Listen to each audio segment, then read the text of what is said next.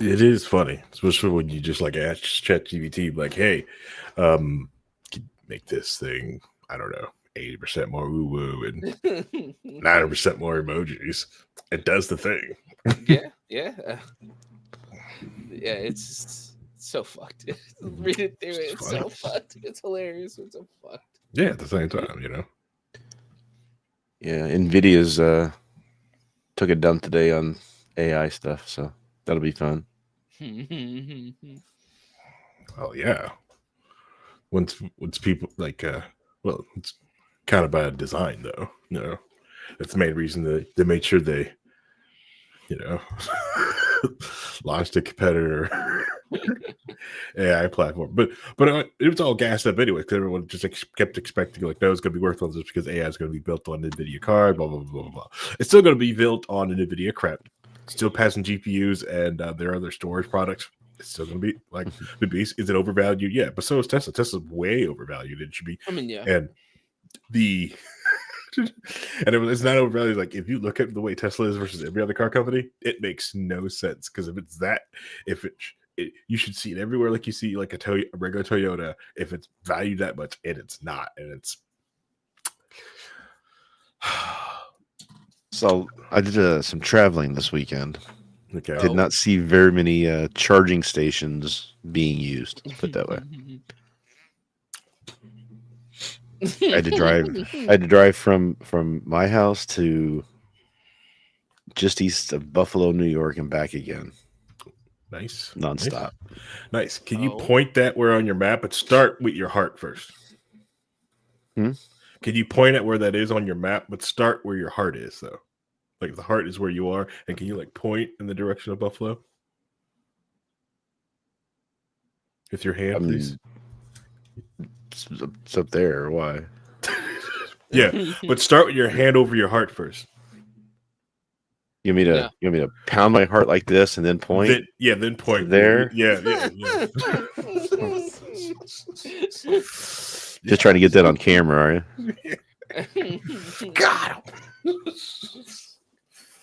No, Send it to fine. Nichols. Yep. It's fine. He was just in a place where there was a bunch of sad buffaloes for a little bit, and he came back. It's very sad, cold buffaloes. It's okay. It's okay. We get this more sequels this year. Who's going that sequel? That sequel to the Super Bowl. Sequel Super Bowls. We all love sequels. My favorite comment is that somebody posted that Saquon Barkley, the running back for the Eagles, his birthday's on the Super Bowl, and somebody commented, "It's gonna be great. He gets to watch them three-peat in person on his birthday." Damn. I don't know about you. If I three-peated, I would probably retire. Like, we're done. Yeah. We're done. Nope. I'm done. I'm gonna play again. I don't need to do this. Nope. I saw Gronk. He's limping. I'm good. I'm getting out of here. I saw Gronk. Oh, man. Oof. Anyways, hello, everybody, and welcome to an exciting new episode of Low Key on the Weird Libertarians Network. My name's Harry, aka the Movie Target, and it's that Monday show. Usually we have a little bit more prep. We get a lot of these giggles stuff like done on backstage, but I had technical issues. My browser, I don't know what I clicked when I updated my browser the other day and clicked and asked me some questions, and I did some things, and it did not want to give up permissions to you. My volume didn't want to give StreamYard any permissions at all. I tell it to let it to use that, but it kept putting the pop. Are you sure you want to give this in your microphone? I'm like, that's awesome that you asking me again, but yes, I actually do want this thing to give. Please, but for real though. And then I would do it. Sure. And then it would lock up, and I hit the refresh button. Then it asked me again. I was like, I'm like, if you make me use Edge. He goes by Cope now. Okay. So I had to reboot it and read and make sure and got another update. And after I rebooted it, it's working fine now. It's great. It's amazing. But as you guys all know, I don't go solo. I bring a great cast of crew with me, who also has sometimes have technical issues. I got Rhinehold, it's technical issues. I am a walking technical issue. Yep. Ticket Walking, Slayer. talking, breathing, occasionally. Technical issue. Ticket Slayer. In fact, I'm still alive. Proves that, right? It's okay. I had to figure out how to keep the energy beam from being sucked out of me, so I had to make some changes. So that's good. Well, sound like you watched Section 31. That's great. All right. I don't know what Section 31 is, but okay. Oh, good. Keep it that way. Just go watch Picard. It's more Star Trek. Just go watch Picard. That's my problem. Is I watched the worst part of Picard, and I haven't gone back to anything. Man, you know how imagine the worst part of the Picard series, and imagine someone did that for a movie.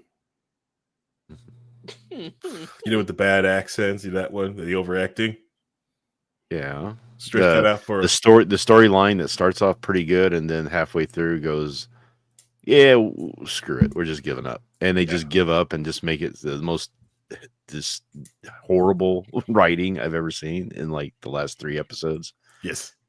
That's what I'm. Yes, with someone with an Oscar. Yes. Anyways, it was I just got a movie. Yeah, I just watched the Angry Joe review on it, and he wanted to give it a 0, but he's like, it's technically a movie, so I can't give it a 0.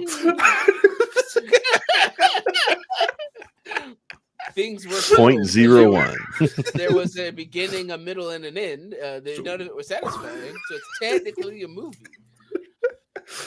Yeah, that laugh, the famous laugh of the network, which always in the description is the giggles. Let's go, Vincent. Say hi. Hey everyone, I'm here once again. Yeah, as per usual. Oof. We're all like just feeling like we want to be here so bad, don't we? Well, this is like a lot of things to bring up and talk about, but we all wondering like which because we really there's a widespread like shotgun blast of things to talk about. Right, that happens. That's even the last time we recorded. Stuff we've missed, and like even this last week, like all this other junk is happening. Right, like the even the idea that like the United States government might get 50% of TikTok, but who cares?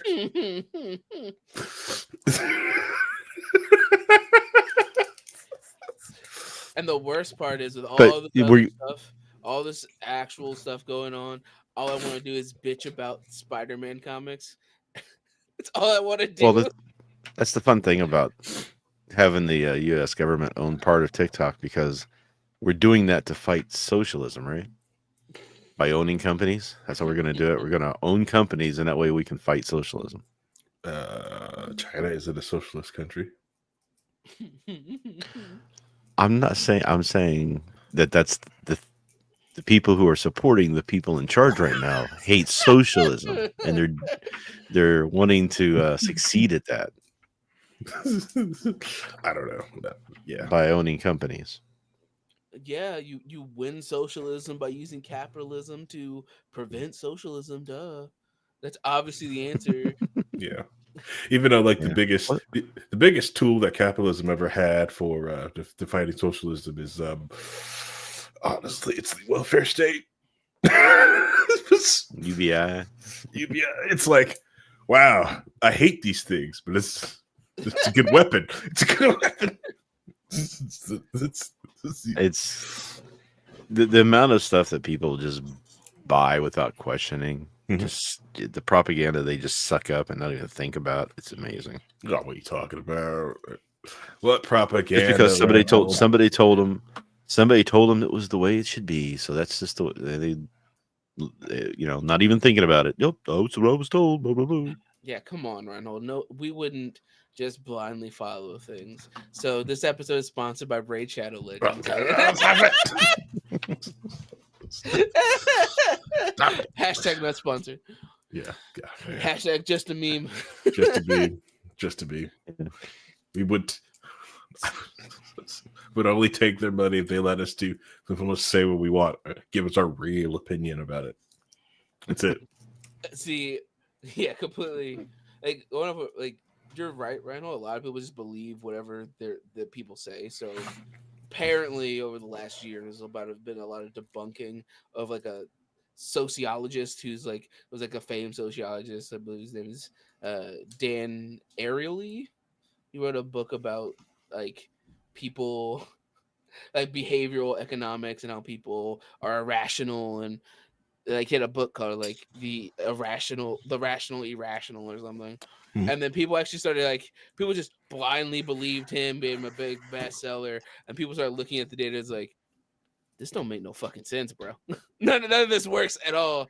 And like even the spreadsheet for some of the data, half of the numbers are in a different font, and they're literally randomly inputted numbers to connect with what they were putting on to try to give him his points to explain what he's talking about, when they didn't have that at all. It was almost something stupid like people are willing to be more honest if they have to sign an honesty agreement at the beginning instead of at the end. Yes, that makes total sense. And when you actually look at the numbers, it's like, actually they're more honest afterward. Like if you sign it at the end, it's like the differentiation isn't that big of a deal. Your whole paper is false. Yeah, consider the type of person that would actually sign an honestly pledge. Well, there was another famous person who's had a lot of papers in place, and she had been doing all the studies, and somebody determined, these professors at this one school determined that she was making it all up, and they exposed her, and then she sued them for defamation. It's an interesting story, and the suits go ongoing right now, and it's getting thrown out, I think. So it's just hilarious to some of these people just like, man, like Naomi Wolf just gets away with murder. I mean, she writes the most insane nonsense, but because she started as a feminist writer, everybody's like, oh, we just believe what she says, you know. And it's like, no, she's insane, guys.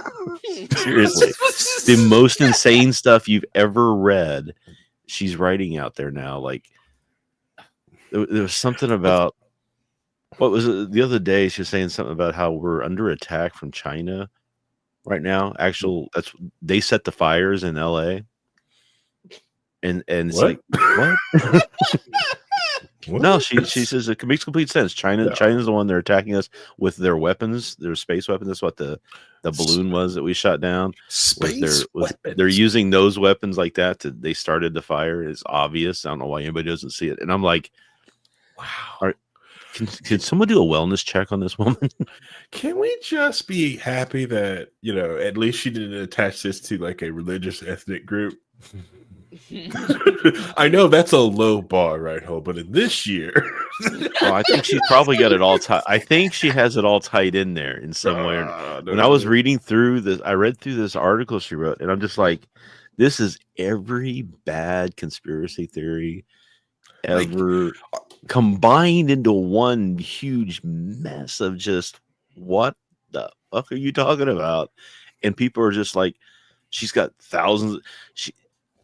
I just need to start doing that, apparently, because that's how you make money in this day and age. Because she's got hundreds of thousands of followers, millions of people watching her and stuff. And I went through her, what's it called now? Where we do the writing. I've got one, it's escaping me for some reason, but where the journals and stuff are at, and you can have like members there, and she's got all these people paying her money, and I'm sitting there, I can't get hardly 5 people to follow me. Not Medium. What the hell is it? Substack. Yeah, it's Substack. That's it. Yeah. So I've got a Substack, right? Yeah. And I've got 5 followers, maybe something like that. They read anything I write on there. I get notified of it. And I put something out wrote something a couple months ago that was really interesting and inflammatory on the libertarian side of things. And I posted it everywhere, trying to get people to pay, to go see it. I think I had like 80 people at the most. Yeah. And she writes this complete garbage nonsense. And she's got thousands and thousands of people joining her Substack and paying her money. And I'm like, I'm just doing it wrong. I just need to just come up with the craziest nonsense and just get a following that way. Yep. It's the only thing that works these days. Sensationalism plus a being able to call to power, because she's done this for a long time. She's been doing this for a long time, so she must know what she's talking about. Even though a lot of it's not true, but that's what a lot of people fall into. We are talking about like the feminist scholar Naomi Wolf, right? That Naomi Wolf, that right? Naomi Wolf. Mm-hmm. So I knew she was crazy, like a little off. But, she went full on just psychotic. And then people are going back and looking at her earlier stuff that she did that got her famous as being like in the feminist space and going, there's a lot of issues here with what you were writing that we never really kind of caught on to before. Maybe you were wrong on a few things. I go watch the talk between Naomi Wolf and Karen Strong at Liberty Forum, like 10 plus years ago. Yeah. Watch Karen Strong come down from Canada since we're taking care of some kids and lay the smack down. Which, like Karen admitted, like her talk was like, yeah, my title's inflammatory. I just did that to get attention, because she said like feminism is just socialism in panties, and she's like, it's like, yeah, it's inflammatory. Just get people to watch. It's neat. It's a neat talk. Yeah. And then Carla Garrica there, nervous laughter the whole time.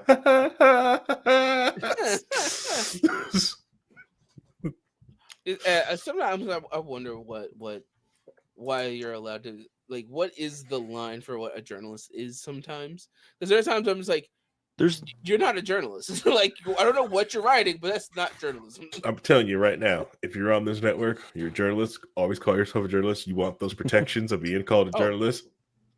There are no protections. It's all nowadays. Journalism takes place on X. You know this, right? No, it doesn't. Your leader has made it clear that that's where all the journalism is taking place at. It's trash journalism. That's what's on there. It's all individuals going out and finding these stories because the man is preventing you from seeing the true story, so that these individual journalists have to come and give it to you. And it's like, but then the real journalists are just giving in and saying, screw it, we're just going to do it too. And they're, you read some of the stuff from either the New York Times or the Post or some of the stuff, and it's just like, this is the worst, shoddiest stuff I've ever read in my life. I can debunk half of the things you said in the first paragraph in a 5-minute Google search. Mm-hmm. Just why are you like this? Or and people read it and just, I see people posting New York Post stuff all the time. I'm like, that's one of the worst rags I've ever read. Just when I read the article, it's like, they're exposing this and supposed. I said, yeah, but they're lying to you. I can I have examples, but I don't want to get in deep on that stuff. Right? Yeah. I prefer news articles and stuff like that, and information from news articles. And I think I look at news the same way. I think the best quote I got was from the anime Baccano. Your news should be the story without a conclusion, because the conclusion is up to you. I presented the facts. The conclusion is up to you. I don't know about that. I don't know if I agree. I don't agree with that. See, there's an old saying. The journalism's not supposed to be telling you, here's the people that say it's raining outside, and here's the people that say it's not. They're supposed to go look out the window and find out if it's raining and tell you if it's raining or not. Mm-hmm. Right. So that's the kind of journalism that used to be, where they would go and say, okay, here's what we found out. Here's what we talked to, blah, blah, blah. Not, we have to present the other side in order to be balanced, even though that other side is batshit crazy. Right. That's what I'm saying. But don't tell me that it's raining, but don't tell me like it's raining. And that's why climate change is really bad, and we should also have the Green New Deal. Blah blah blah blah. I don't need to know. No. Just tell me. There's a difference between news and opinion, and people are blurring that line too. I want news. I don't want I want opinion in my opinion pieces. I want news in my news pieces, and quit mixing them.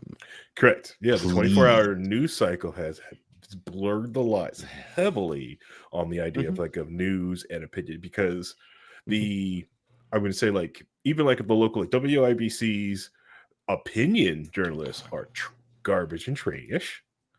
You know, even friend of the show, Rob Kendall.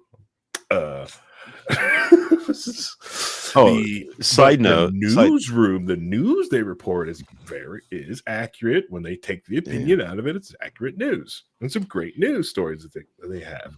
But the opinion, yes. Side note, I decided to listen to the radio recently, because I had let my free subscription for Sirius lapse because I'm not paying that. And I usually listen to podcasts or music or whatever, but I'm like, I'll just turn on the radio. What's we got? And there's like no talk stuff anymore. You get like either news or you have to go to WIBC and listen to Nigel and Hammer in the afternoon, whatever. Yeah. I turn on the Nigel and Hammer or whatever, and I get 5 minutes of commercials. They come back from commercial, spend 5 minutes talking about their merch and the trip that they're doing and stuff like that. Then go to weather, it wasn't weather, it was news or traffic on and they come back and say, okay, now we'll be back after this message, and then there's another 5 minutes of commercials. I listened for 15 minutes and didn't hear one goddamn thing on there. You're very fortunate. Like, why the hell am I at this radio on? Very fortunate. Yeah. I stopped listening to them several months ago because I couldn't stand their transphobia. It was just too palpable. Like I could get that's right wing, but then it was like, you know what? It's just too much. It's seething. This is seething. You know, like if it was, it's like it would be like how can I put it? Like it's it was just punching me in the face, and I couldn't take it anymore. And then, it's how they get viewers now, it's listeners now, because they know there are people who are looking for that sort of thing. Yeah. We've given people free reign to be bullies again. And they're jumping on the chance because they know that there's a market out there for bullies. Right. We've reintroduced bully culture. And I said something about this a year ago, and people are like, no, that's not true. Blah, blah, it's not happening. And I'm like, yeah, it is. Go look. I mean, it's obvious what's happening out there, and no one wants to see it. So it's like we're at the beginning of Revenge of the Nerds 2, when the bullies come back in charge, and everybody's all glad about it. Right. And then they have to fight it again. So yeah, we got to do this again. I thought we beat this last time, but no, it's, you know, I seen comments in our group chat that, you know, oh, you people aren't hard enough or tough enough. I'm like, that's supposed to be. First of all, this person is the softest piece of raw marshmallow I've ever seen in my life. But anyway, thinking that he's hard because he talks down to people. Right. And acts like a bully. And I'm like, most bullies are some of the softest pieces of it that exists, and they're overcompensating for that. And I can't do that anymore. I can't be around that kind of mentality and that limited thinking that they just regurgitate the same nonsense propaganda that they hear that makes them feel good about being bad, and then turn around and just try to bully over other people. You have to be the most unthinking person in the world to fall for that. And when I'm around that, it sucks all the energy out of me. And I just can't be around that anymore. Yeah, I get it. Yeah. A lot of people have been like, it is. I know. I dealt with enough of this shit in high school. I don't need it again. It's enough PTSD for me.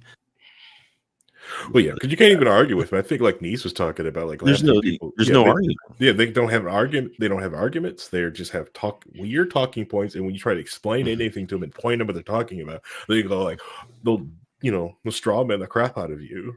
You know, it's like dude, what? And then you try to explain like, listen, like most people in this room have like, we're all losers here. Okay, why are you acting like this? You know. But anyways, No, It's not doing it. it's an issue because it also makes it so it's a lot harder to find the good faith arguments when people aren't willing to take arguments in good faith. They just assume the worst on both ends. You know, Right.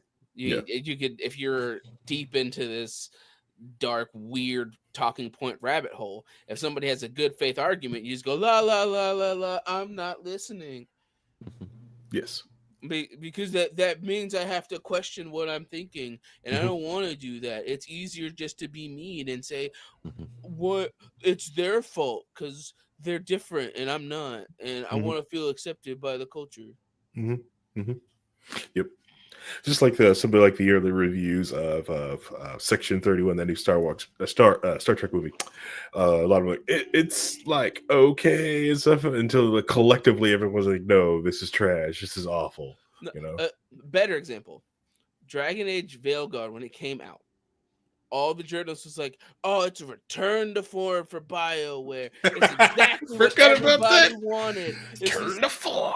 This is the like." Almost all of them said it was a return to form for BioWare. It's just the RPG everyone wanted, and less than a month later, they go, maybe there were some problems with this game, and it really wasn't a return to form. And now the director of that game no longer works for BioWare, and it sold 50% of what they aimed for it to sell since its release.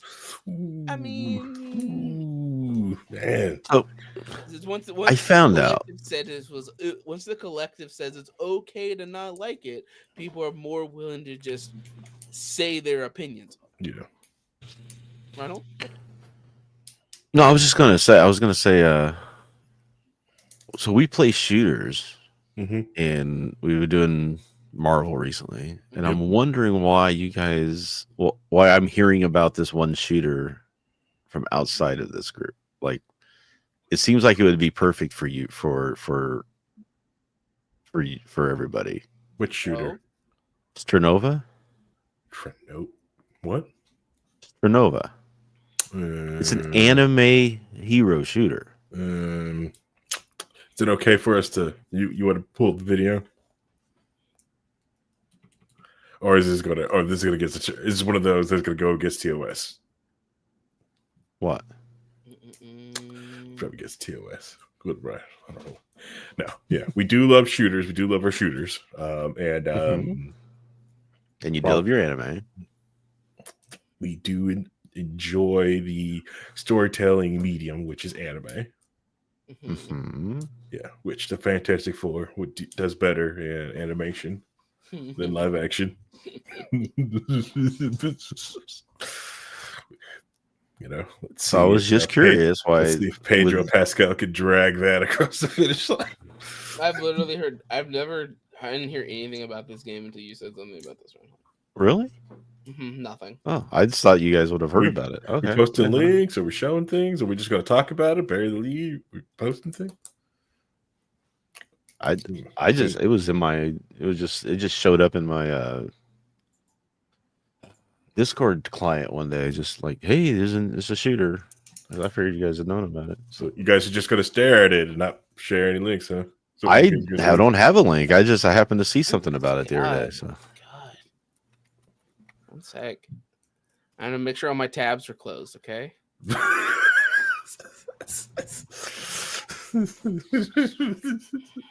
I bet.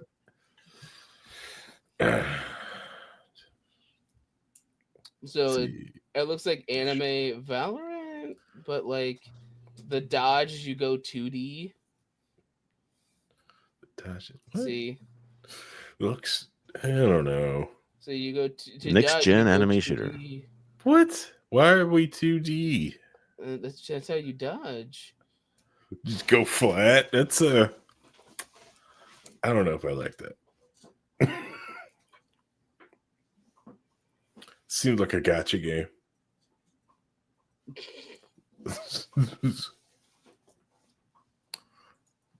Yeah. Like when that one Zelda game meets Counter-Strike. Thanks, producer. They're see, 6,292,000 players right now. Okay, that flatness looks weird. Mm-hmm. Advanced tactical warfare. Multi-layered maps. Yeah. Oh, I've never heard anything about it. It looks like it's mostly good reviews. I've seen some people are complaining about certain elements of it, but you know, as long as the people enjoy it.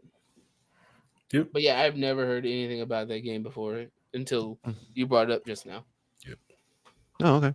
Well, that's weird for me to come first to something like that. Brad was like, "Yes, finally, finally, I found something." I'm shocked. first." I'm really shocked that I wasn't that. I'm the first one to come up and said, "Hey, there's a new hero anime shooter."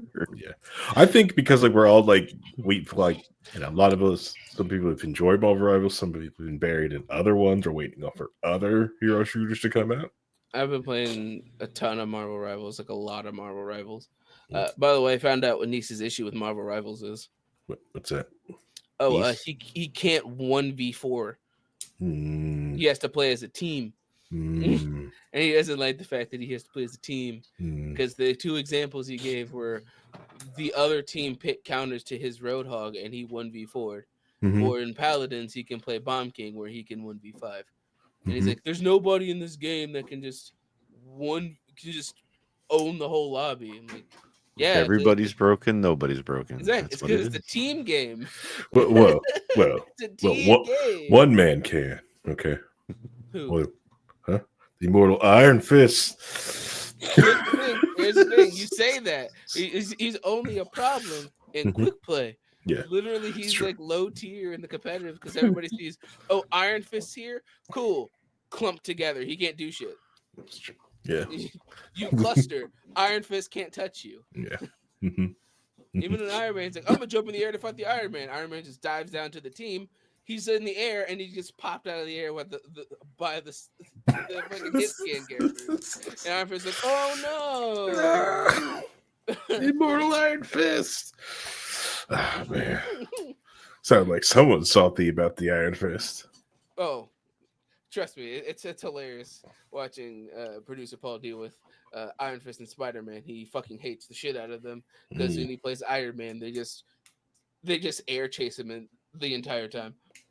Nice. It's funny. Yep, could be my new main, so I can chase him around. All my homies hate Iron Fist. Oh man, no. And then like, I'm looking forward to Mecha Break. That one looks really good. I'm in the Discord for that one. A lot of people are. It's fun being in a community with tons of mecha fans waiting for like a shooting game with mechs, which has its flaws. Hey, I'm just glad that something we talked about randomly on an episode in the middle of the year last year came to fruition. Yeah, I know, right? Yeah. So I suppose here I just posted a link. Why don't you pop it up? Why can't you pop a share link? Can I share? I didn't think I could. Yeah, Can I do that? That's Vincent just shared that one. You present at the bottom. Yeah, hit present. That's what you gotta make. I had to make sure all my tabs are going. He's like, oh no. Oh, can you see what I'm saying here? Okay. Rhino hiding his tabs. Look at it. Coward. Cropped the tab. Coward. This is a list of all the characters. All right. There's one male. You don't know that. There's two, maybe three.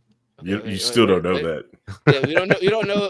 If, I'm assuming gender roles, but I'm just saying. You don't know that because Kokona, sus. Yvette, sus. I mean, Audrey, sus. They're definitely anime characters. I mean, there's Vincent's waifu. Scroll back down. Scroll all the way down. Where's that? All the way down. Keep going. Right there. All right. It's got the cards. I'm gonna make a name for myself out here. Initiator.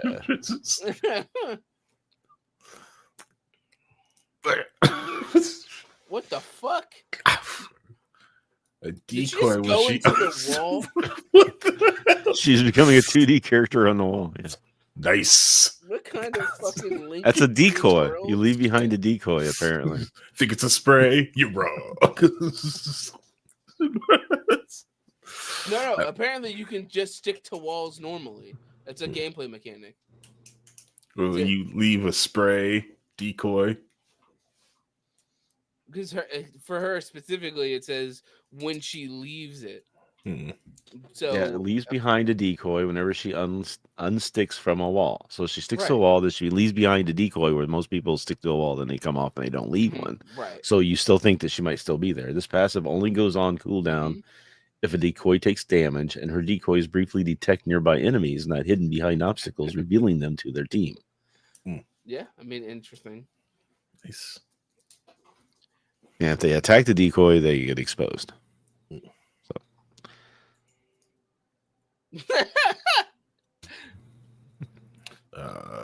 Iskili A's says, I think Rhinehold has suggested we try it. He wants to immerse in waifu culture. No, if you go back to the character select screen, all the list of the characters Rhinehold. You scroll down to the green haired dude who's obviously the victor. Yeah, no, he's probably Rhinehold's gonna play him. He's he's gonna be the victor character. It's got the shotgun. Yep. He's got dirty bomb flashbacks. I don't know about this 2D flatness thing. It just weirds me out.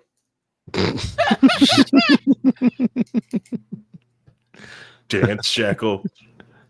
Yeah. Okay. Interesting. Okay. Yeah, this is weird. Let's look at that. She's a controller. I'm guessing she's probably a puppet character of some sort. Oh, she goes invisible. Okay. She's got the camouflage. That's the entirety of it. Okay. Yeah, she's just kind of. You have to get close to her to know where she is, so she could be interesting. Click the bear. I'm assuming that's what what her ability is all about, is using decoys of the Teddy assault. Yep. Okay, that's cool. Yeah, you charge with the bear. She stays invisible, and the bear does the attack for her. Frostfall. Polar zones where you can you. Oh my god! I mean, that cute. People like it. Make the bear needs to be at least 20% cuter. Well, it says here that's how many people are playing around the world. Which world? I need you. I mean, hey. Yeah, I don't know. The 2D thing weirds me out. And no, that is not a good reason to try it. It's just so weird. It's just like, go flat. I'm like, stop that. just weirds me out. Yeah. No, I'll just stick with my Marvel Rivals for now. Maybe at a different time we'll give it a shot at some point to see what happens. Yeah, when the Cernova League starts up, we can watch it. Yeah, that's fine. All the Overwatch people go play. Marvel Rivals has the league in the client. Oh, nice! It's in the game. Yeah, it's already the game. There. It's already there. It's in the game. Okay. It's fine. This is fine. So you were talking about Vivaldi. I'm still using it. You're still using it even with the thumbprint problem? It's hard to give up because it's comfy and he's like, I like it too much. I like it a lot. Plus the fact that the only real browser that doesn't do thumbprinting that they can find is half built on crypto, which is like a red flag for me. Right? Yeah. So Uh, I'm just gonna. I don't know. I'm thinking about just going back to the terminal.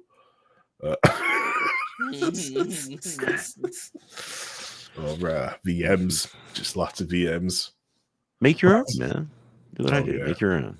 Oh yeah, Bring up, that won't have security issues at all. No, none bring whatsoever. up .net. Yeah. No. So, in case anybody doesn't know what's going on, Google is stopping third-party tracking. So everybody's trying to figure out how they're going to make money without all this information from the third-party tracking. So they're either going to make people log into sites and have like their own like identity on the site that they can track with first-party cookies. Even if you're not paying anything and it's free, you still have to kind of log in and have an identity to all these different sites, which is going to be a total pain. Yep. Or they're using something called thumbprinting by using other things in the browser to identify your computer to kind of give you a tracking identity that then they can track you with. And that's the thumbprinting issue. So there's one, maybe two browsers right now that actively block the thumbprinting. But it's really hard to do because they're asking information that's usually just available, right? So like CPU manufacturer and memory things, stuff like that you can pull from information from your computer that you can do from a website. So the question is how big of a deal is it, and do you want to? But I know Vivaldi's close. They just don't let the thumbprinting, but they have a lot of other blocks in there, and they do a real good job of blocking third-party cookies and all that stuff. It's just that I think they're going to come out soon with a way, because there's too many people who develop inside of Vivaldi, because it really gives you control over the browser. Correct.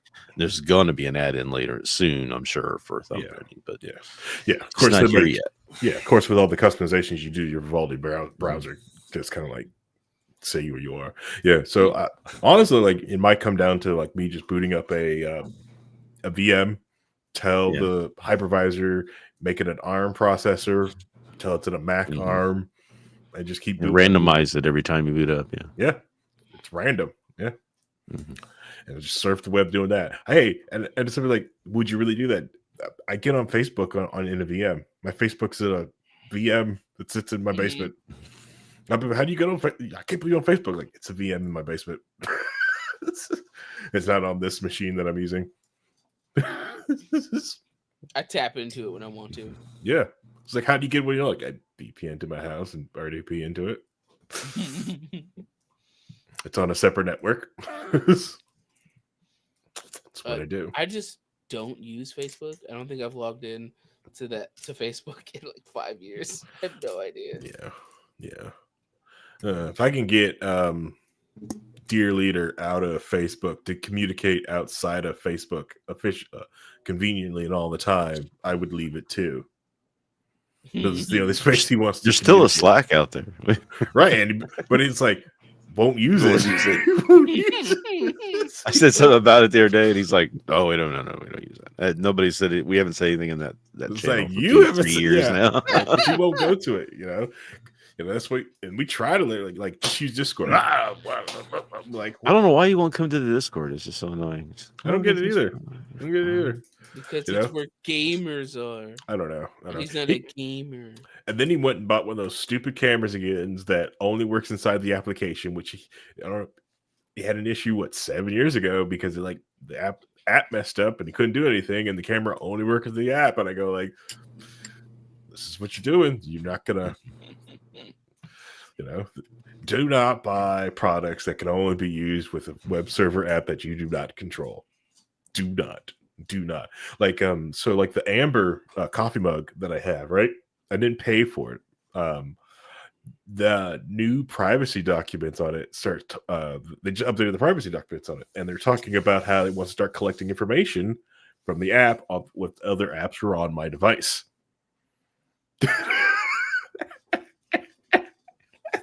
I was like, neat. Uninstall. And which sucks because I like to be able to set to the temperature I want, blah, blah, blah, blah, right? And one of these days I may sit down and reverse engineer this piece of JSON piece of crap. But it defaults once you've charged it up and don't connect anything, it just defaults to 155 degrees and holds there. Which, you know what? It's 3 degrees colder than I like it, but so what? Who cares? It's just 3 degrees. It'll be okay. I'm fine with 3 degrees. Perfectly fine with 3 degrees. You know, I do miss the app that will give me the step timer, tell me it's done stepping. It reminds me, but what happened to dockering all this stuff? We were going to have all these apps that were going to be stuck in each their individual dockers, and they weren't going to be able to talk to each other and Right. going to be secure. And Windows has Docker technology on it now. Linux has it. It's all out there, but nobody's using it anymore. Well, that's where you're wrong. Some people do want to use it, but the big money people that have the money are making sure that doesn't happen. You know, so the big ad agencies are like, whoa, we need that data. We will donate to your project, but get it out of that. We make it touch things. You know, and then you've got a lot of the normies out there that go, I have nothing to hide. I don't care. I'm not reading that. I'm not doing this. I don't care. Would people be willing to voluntarily opt in to a anonymized tracking service system if it meant that they could get away and start doing the stuff that actually protects themselves? I mean, if it's truly randomized to where it's not tracking you specifically, they can't track you from site to site to site. They just know that there's a guy here that, does this stuff. I wonder if people would be okay with that, and then we could have some of this other stuff that would help protect us from all the other stuff that's going on out there. It'll probably be a small minority of people who would actually do it, mostly because it's depending on how you implement it, it would just be considered inconvenient. I mean, it's the basics. The other people wouldn't care. There's like, why would I care? It's the basics of how Google does it, but Google is supposed to be anonymized, but it's technically not anonymized as much as they like to tell you it is. But I mean, really good anonymized data would be, if we're willing to just put up with that. Right. That's kind of like what we did with, cable. We didn't want cable. We wanted a la carte. Now we've got a la carte and everybody's whining about it. So who knows? A couple of several things that people could do, which, might be a project series, and we just do one thing of these a month, is like doing things to help people out. To be perfectly honest, if you have a random computer sitting in your house, not doing anything, an old laptop and some storage, dude, running your own DNS cache at your house is an amazing way to help with your privacy. This way, when you've pulled it from whatever DNS server out there locally, out there on the web, and you can store it locally. Now, every time you go to that website, you just go directly there. You don't have to. You're not going out to anyone's like DNS out there on the web. Just go your own. Yeah. Well, I mean, I've got VMware Workstation with like 8 different servers running on it. The one of them's a DNS server, so I do all that with caching. But still running VMware, huh? Wish I had that money.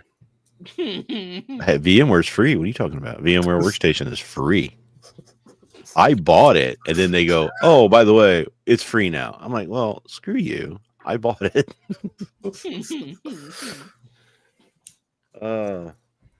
But no, if I was running proper VMware, like, those people, man. I've so many people I work with in my day job are getting off of VMware now and going to alternatives, and it's like, we could use some help getting our stuff moved over. It doesn't want to do this. Hey, let me know. I have practiced doing it. I moved all my stuff from I tested it two of them out because of the Blade server. I tried out Hyper-V and Proxmox, and Hyper-V super easy from VMware, and so is Proxmox. I think the easiest is Proxmox right now, but if you could pay for Hyper-V, that little edge doesn't matter. Yeah, so a lot of people going to Nutanix right now. That's fine. That's fine. Just because Nutanix has a lot of the same features and everything else that correct. Yeah, they want, and it's got proper. You've got support, from Nutanix versus Proxmox. Yeah, but Hyper-V is still amazing. Windows hasn't screwed that one up, make you pay extra with Copilot and Hyper-V yet. Yeah, well, they do a nice thing with Hyper-V where you get licensing for the OS if you like. If you're running on a Windows server and you're running Hyper-V, you can run 4 OSs inside of there for free. Mm-hmm. And it's like, and if you get the Hyper-V, or if you're running Windows data center server, you can run as many as you want. No OS licensing cost on all of those. That's a big deal. Yep. Just I am a big proponent of Microsoft, but I don't know if Hyper-V is the answer. I don't know. I think Rhinehold knows There's some issues. I don't know. Hey, I just want to see what was easier. I went to Proxmox because I figured if I'm going to learn something, I'm going to go back to open source. If I'm going to learn something new, Well, Hyper-V is fine unless you're doing some specific type of clustering, data warehousing stuff, and then it gets a little tricky. But it was one of the first one. I mean, Hyper-V when it first came out was a virtual server at the time. It wasn't Hyper-V. It wasn't called Hyper-V. And it was a really nice idea because a lot of people, what they were doing was they'd have remote locations. You have a company who have like 35 warehouses or 150 stores or something like that. And they'd be putting a server out there running Active Directory on it, and then DNS on it, and DHCP on it. They'd put this on it. They'd put the file server on it. They'd put print server on it. And now you got all these servers, all these services tied to the same box. You go to update your AD server because you want to go to the newer OS versions, and then all this other stuff doesn't work. So they came out with this I can't remember what they called it, a remote thing, but the idea was a guy from Microsoft told me this. It was in 2008, maybe 2009. He says, our recommendation is now that you never run a server on a server OS on a server straight. You run virtualization on that server, and then you run all the servers inside of it. Yeah. So then you have all those same functions on the same hardware, but they're separated out. Right.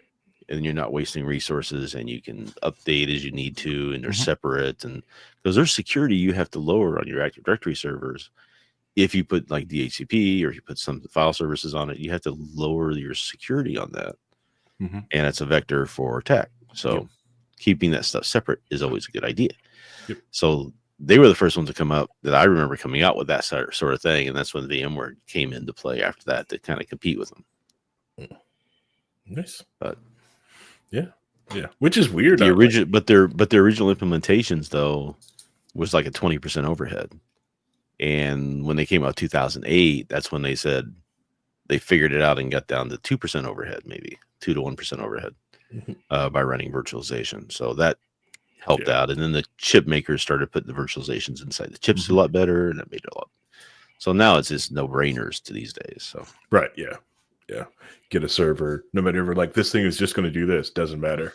Load it on there. Yeah, because I think my box that runs Snort, my Snort box. Yeah, it's got Proxmox underneath it and Snort sitting on top. I thought about just running Snort pure on it, but I was like, no, because if anything like happens, it'd be so much easier to recover, update, fix this thing if I've got a hypervisor on it, especially to back it up. I used to get laptop, right? So they used to give everybody laptops. They could work, from home, remotely, whatever on the road. And I get to the point where it's like, okay, I've got 3 big monitors, but you're wanting me to work on this little laptop monitor. So I could plug maybe one of my monitors into a docking station. It was just a pain. And then somehow they said, well, we could just do a VDI, right? So now I just log into my VDI, do all my work. I don't have to worry about being connected to my Active Directory every 30 days or whatever, or I lose connection to trusts and all that stuff. Then they can't manage I just log into the VDI. It's in-house. It's on the network. It's in the domain. Everything works.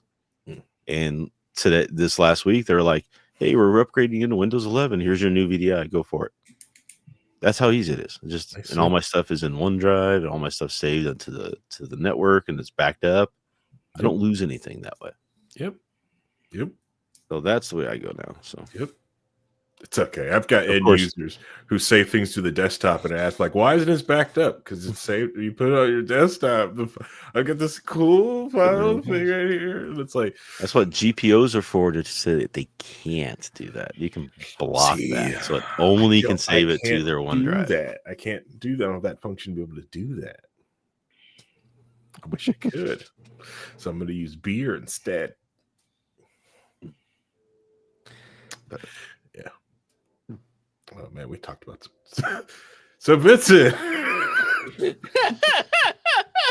It's like, man, they said a lot of words, a lot of things that if you don't know what they're talking about, sounds vaguely inappropriate. Yeah. So Vincent, what's your deal right now?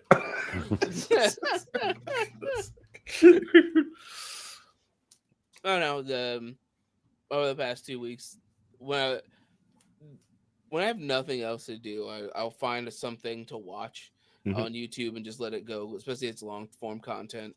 I end up like the last 2 weeks, there's a bunch of different like comic book stories and things that have happened that are both good and both terrible and all the other things going on.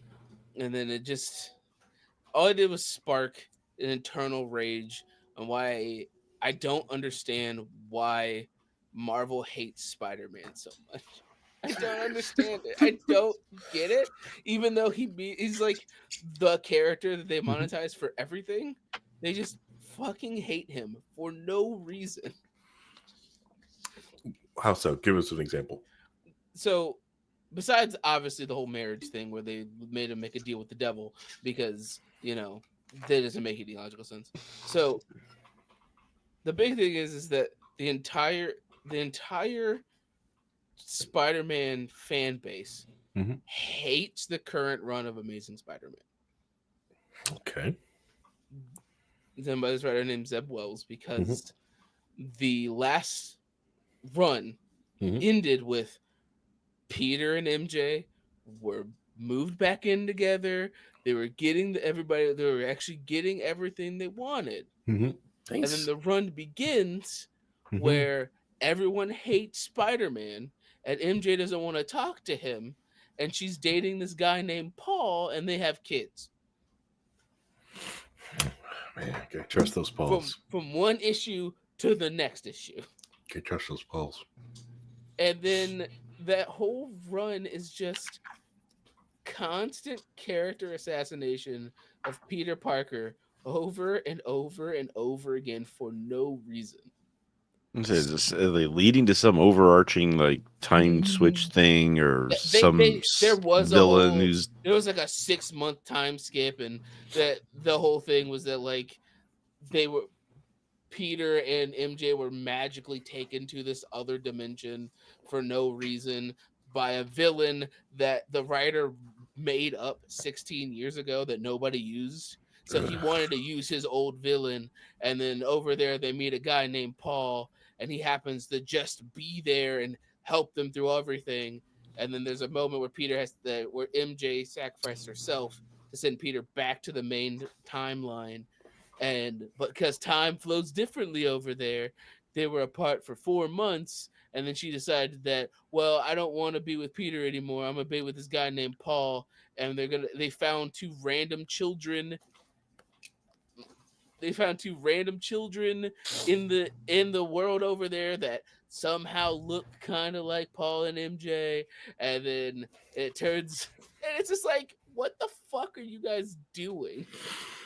Self-inserts are bad, sir. Oh, it's so terrible because they and it's to the point where he knows that the fans hate Paul because you can tell that he had to pivot towards where he is going in the storyline because it turns out Paul was the son of the villain that teleported them there, and then the writer for whatever reason made MJ insufferable and treats Peter like shit and compares Peter Parker being Spider-Man to this guy being complicit in the millions of murders that his dad did.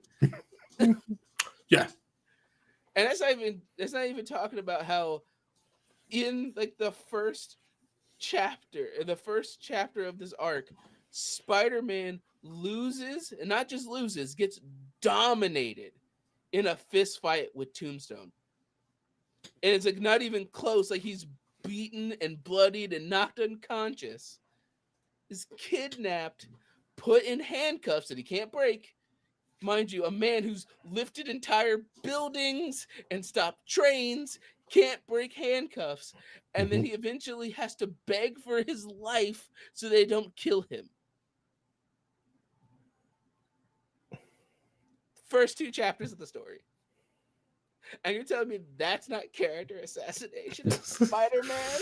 You just hate Spider-Man. And on top of that, like before they show him getting kidnapped at the beginning of the second chapter, Paul happens to show up to Peter Parker's house to talk to him, and the debt collector's there, and Paul decides to pay all of Peter Parker's debt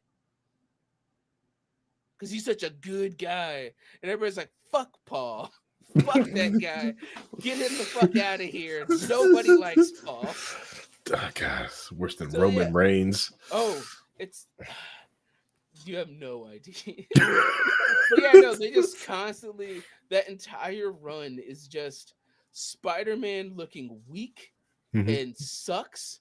And he spends 2 chapters getting his ass beat by the Vulture. No upgrades. Vulture's just mad, and he spends 2 chapters getting his ass beat by the Vulture, and he is saved by Norman Osborn, who got revived. But yeah, he's saved by fucking Norman Osborn. What the hell? And it's like, so there's a reason people fucking hate this run, and then you compare it to the Ultimate Spider-Man, which is the alternate universe they made up. And it's like, well, he became Spider-Man at 30, and he's married to MJ, and he has 2 kids. And one of the differences in this timeline is that since it's made by the Maker prevented Spider-Man from coming into existence. Because Spider-Man is kind of an icon of like a symbol of hope in the Marvel Universe. So the Maker prevented Spider-Man from existing. But through plot and stuff, and Tony Stark, he gave him the spider that made him become Spider-Man. And then you have stuff like Uncle Ben and J. Jonah Jameson are best friends. Because he was never Spider-Man and he had no reason to be there, so Uncle Ben never died. Yep. And they both worked at the Daily Bugle. Together. Yep. And J. Jonah Jameson is kind of like an uncle figure, and like they do a lot of stuff where like Peter comes in as Spider-Man, and his daughter finds him dressed up in this makeshift black outfit, and she's crying because he said it looks scary. So he actually talks to her to figure out how his suit should look. And he goes like a bunch of different styles. And like there's one where he has like a trench coat that kind of looks like the Scarlet Spider outfit. He's like, I look cool. She goes, you saying that's cool makes it so uncool.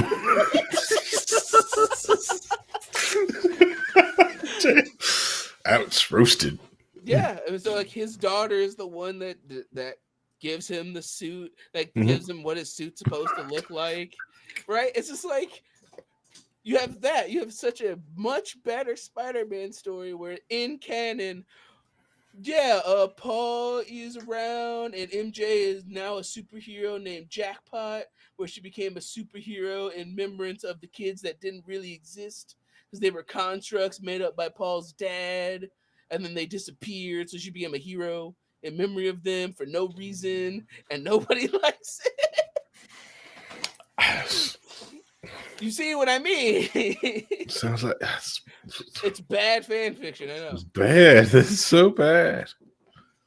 And like that's what I mean. But like, because so many people hated Paul, they've kind of come to this point where he has to basically rewrite the story to making it of like, well, MJ still has feelings for Peter and like trying to build him to come back together, but it means like, and also the art looks bad. It's not his best, the artist's best work at all. It's just I feel bad for criticizing the art, but it's like one of the images, like he's being like Peter's being observed by this celestial that looks like Gwen Stacy for no reason, and it's like the worst representation of Gwen Stacy I've ever seen. And she's been dead for 40 fucking years. Just let her be dead. He's already come to terms with her and moved the fuck on. No. And I'm guessing doing it on the guise of this is for the true fans. Right? The true fans want this. At least be Gwen Poole, you know? Right, exactly. No.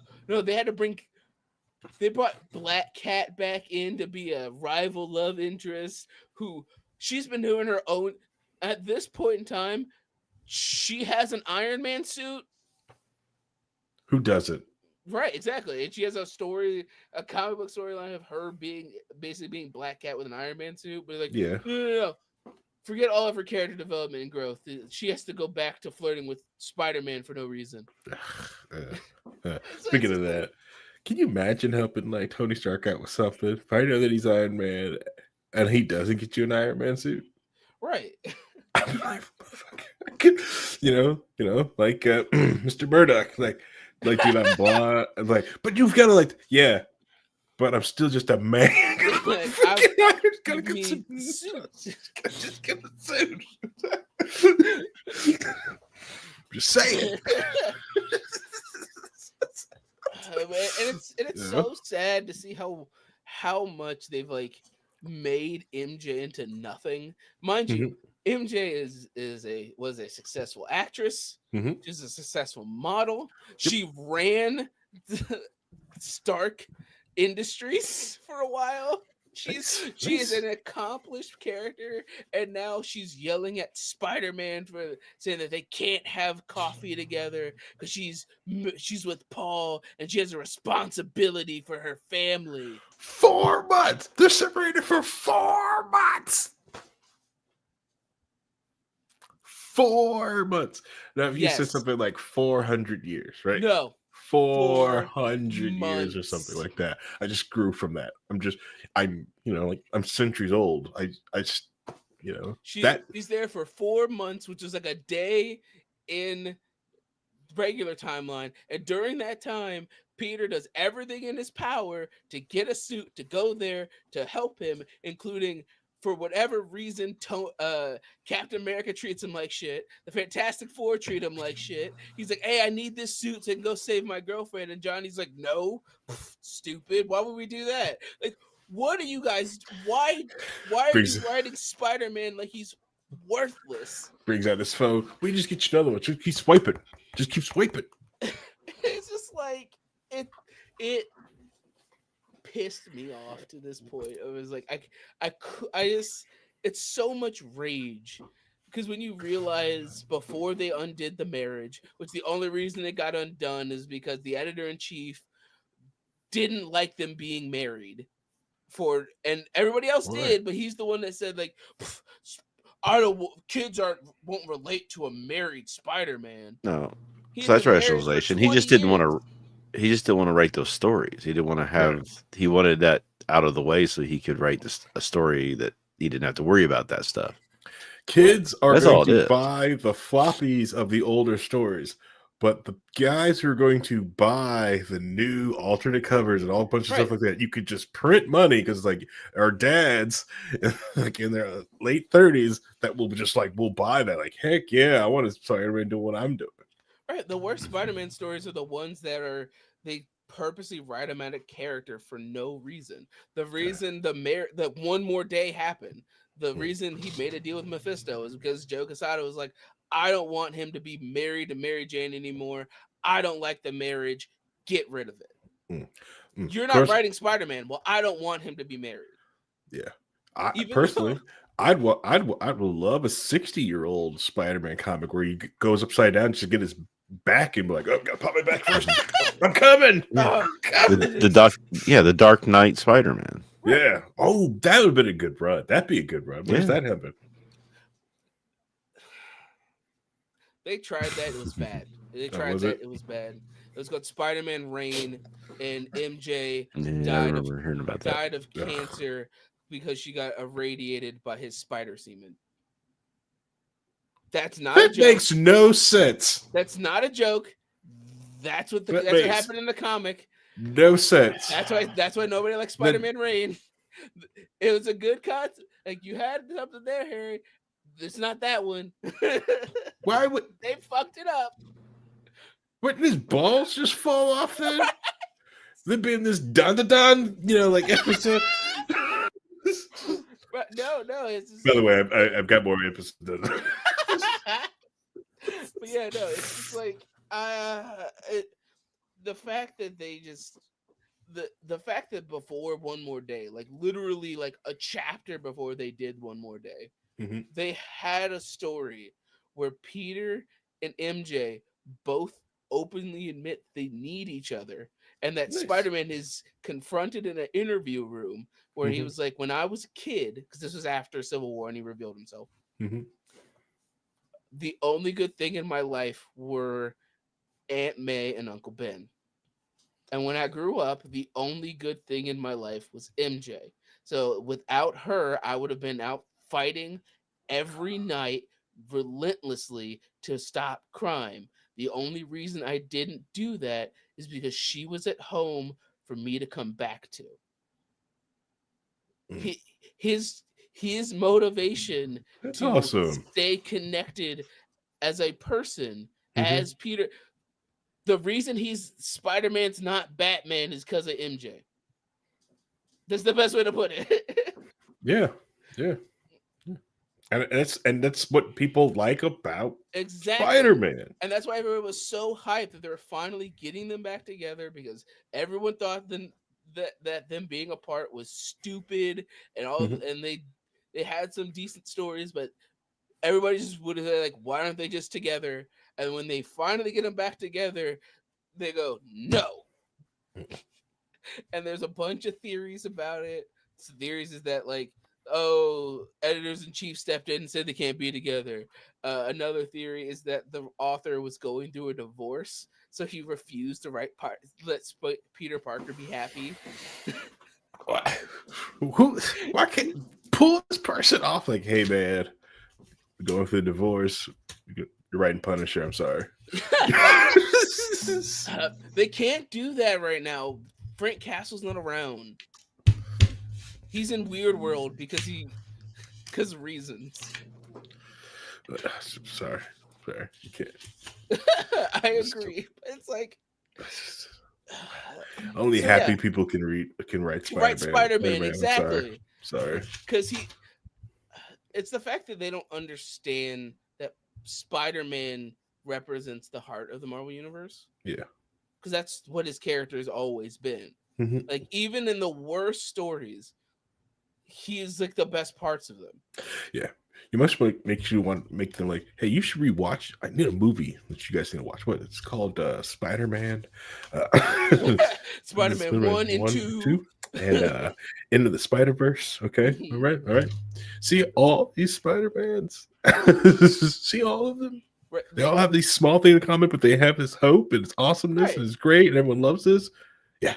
Yeah. Even the worst terrible events, Spider-Man's just the most important part. Mhm. Ultimatum, the Marvel Ultimate Comics, Mhm. where Magneto flips the poles and floods New York, and like a bunch of heroes die for no reason. Like a bunch of Ultimate characters die off panel. Like half the X-Men, fucking Magneto kills Charles Xavier, Cyclops kills Magneto, blah, blah, blah. You know what happens with Spider-Man's in the actual crossover event for like 3 panels, and then he goes and does his own thing in his comic. You know what he does in his comic is diving into the flooded water and saving people. To the point where J. Jonah Jameson sees Spider-Man outside the window. He's like, with all this disaster and chaos going on, the only thing I saw was Spider-Man still saving people. And it caused him to change his entire opinion on Spider-Man in the Ultimate Universe by watching him sacrifice himself to save people in the worst time.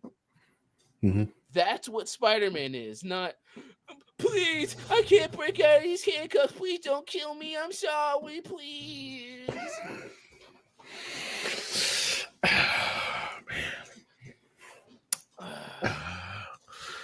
sure the Fantastic Four would save people too, but that really equipped for water rescues. The fact that people cheered when the children went away because they weren't real. When people were so happy that the fake children were gone. What's up with Marvel and fake children? Men who don't know how to deal with children. Oh god, is that what it is? Just too many. Let's be honest. Just too many men. The only time children work is when it's in the Fantastic Four. Because they're a happy family already, even though Reed's kind of a dick half the time. I don't know, like X-Men kind of okay. Usually, what children in the X-Men are mature and well-adjusted people? anyways, this episode's getting longer than tooth. Sorry, I would go and explain to it, but we're cut for time. We are way over time. All right, Cable. Yeah, right, let's just focus on okay. Let's just stop there. Let's stop there. We don't have to go any further. No need to go any further. Once you know when I said it, I was like, oh yeah, but oh. You know, when you look at the main cast as kids, that's neat. See, when you watch them grow up, and that's great. And then you realize, oh, oops. Uh-oh. Yeah, no, let's not talk about them having children. No. That's just that's the center of the death spiral of X-Men. I was trying to think of a better term to call it, but it is just a death spiral. But no, thanks for everyone who got this far in episode. If you gotten this far, you're a true keyholder. I appreciate you. You could have listened to anything else in the world, but you decided to listen to us, and that we thank you for the 300 of you guys who download this podcast every week. We really do appreciate it. Hoping you guys come hang out with us live on twitch.tv/wearelibertarians or youtube.com/wearelibertarians. Come hang out with us live. It's fun. This podcast is recorded at 9 p.m. Eastern Standard Time on a Monday. Come hang out with us. Now, granted, we don't record on holidays, so we recorded last week, and but if it's not a holiday and I'm not doing anything, heck yeah, we'll do stuff. Get on here and talk. So I want to thank everyone to coming and hanging out, and see you guys next week. Bye, guys. Seriously, wait.